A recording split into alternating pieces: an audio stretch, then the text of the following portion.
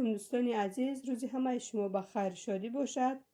12 اپریل بعد نماز شام برای ما خیلی 3 تا بچه کرد.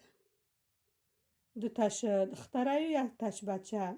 نه سفیدکش دختره، سیاهکش باشه بچه های. هر سالی برای دگونیکه میکرد. این سال باشه 3 تا کرد. در ماه اکتبری بچه داشته بود. 2 تا کرده بود. این حاضی باشه 3 تا. شکر خدا.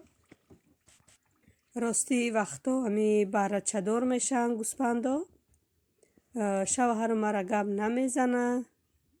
اگر مرا گپ زنه من تا همی بچه دار شدنشه 20 بار میرم میام برای همی گپ نمیزنه. چون هم خیلی بچه میکنن با ایجاشون میخیزن تنهاشون قلاق میشه و با ما خبر میشه. این هم خیلی دوستانی عزیز حاضی با دوام داره. تولد کنی مولا حاضی با 3 تا 4 تا بروزی دیگه موندگیه. گوسپندا خیلی اخیران همی گوسپند بود تمام شدن. اینجا باشه دختر ما برچه خچه آورده. ای گوسپندی کلان خیال کرده که هم برچه سیاهک مای ماننده ده برچهش. انا ای بیروده باشه وای مولا نخشار کرده ده افتابکی گرمک. میخواه خواه و نمیخواه افتابی گرمک خشرو و برای را ما بیرو نمیبراریم برای که نو 1 روزه 2 روزه هم ساعت 11-12 شوه 1 بار میبراریم شونم. تایی پاشونه توزه میکنیم. همی 1 ساعت نیم ساعت میدان میگردن با ابرد نمیدراریم شونم. ای برچه ده ما شیر آوردم. همی خیلی فیرود کردم خودش دویده آمده استه. خیلی که گفته بودم ای برچه هم دخترم بسیار شیر میتیشه. ما آوردم نگاه چه میگریزه ایسوسو. همی 1 شیشه شیر میتیم شه بسیاری بد نمیتیم. همی یکون روزه که یکون گر زیادی داده باشیم بسیارتر 1 نیم شیشه شکم در کرده برای همین نورمکتی. همی 1 شیشه سحر 1 شیشه عبید 1 شیشه بیگه میتیم شه. این شیشه نمیدونم 150 میلی گرم باشه. همی خیلی تا 10 روزه 15 روزه شیدن شم خیلی 1 شیشه میتیم. با کمتر کلانتر شیدن گیره با نرمشه زیادتر میکنیم. دوستانی عزیز از آوازای ما نترسید. درست شید من خیلی قرتک دردی بیزیب شیدم. بچه هم خیلی شیده بود 1 هفته زیاد شید مکتب نرفته. قرتکمون میسوزه گفته گریه میکنن. تمپراتور هم خیلی نمیدونم ای چی سبب باشه که قدر ای بود هوا باشه خنکی بوده با یک بارم خیلی افتابکی گرمه کرد. ای همین سبب باشه نمیدونم یا که لنگه.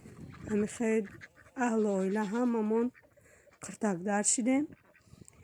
در اینجا باشه این مرغا بیرو میبروین وقتی پیشون بیای پیش هیچشون میایی هم خیلی نگاه کرده میستنده. سرتی همونه گفته سر میتیم حوزی نمیدونم. امروز پگه کارتوشکا میکنیم دیگه مرغ سرتی هم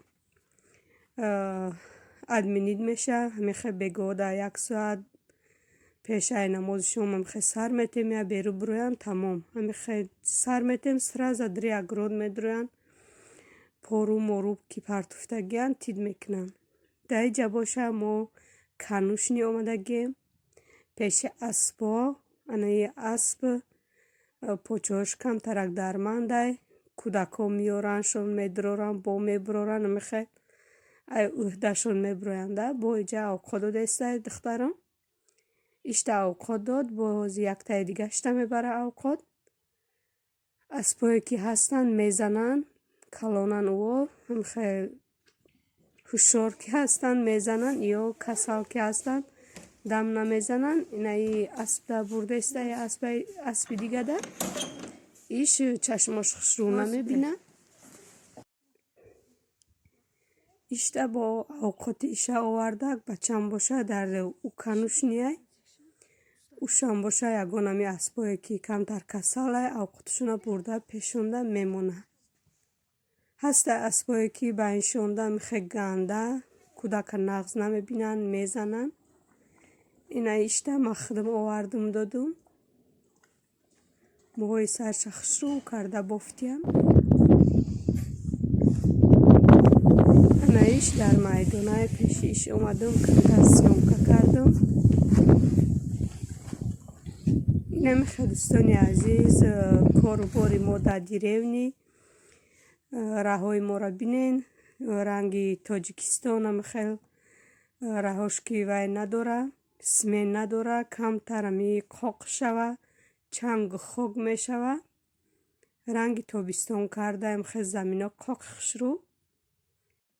магазин рафтестем. магазини наздики мо 7 километр 8 километр дурай ай хонамон. як дучи дар кор буда мора мерем мегирем. обратно мехезем хона меем.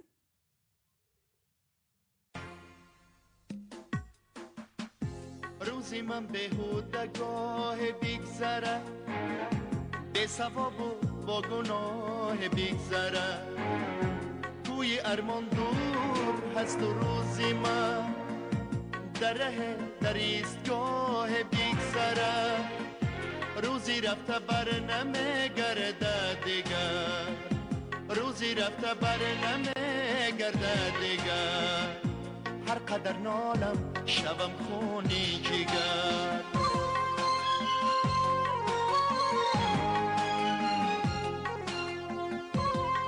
ин ҷангалҳои пеши хона ҳай насиб гармӣ шава ягон вақт меоем. дар инҷа бошад дӯстони азиз як намуд пичинг тайёр кардестам.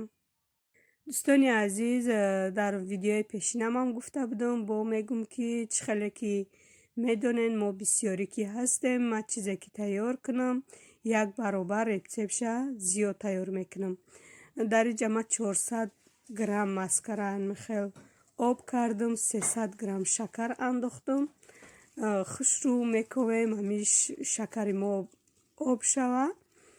баъд тухм мендозем. шумо агар ки тайёр карданӣ бошед дар 200 грамм маскаи об кардагӣ 150 грамм шакар андозед. 2 дона тухм, як пачка разрехтед, 250 грамм 300 грамм орд андозед. ман тухмро андохтам. хушрӯ ами вай шакар об шид. тухмро хушрӯ омехта мекунем.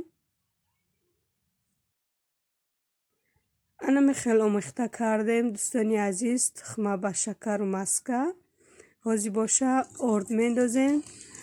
дамо дар корай орд 500 грамм 550 грамм барое ки чӣ хеле ки гуфтам ман як баробар зиёд тайёр кардагиам. дар инҷа боша 1/2 қошиқи калон ман разрехтил андохтам. ҳозир аввал разрехтилам хел ба элакча мебезем. баъд кам камаки орд мендозем.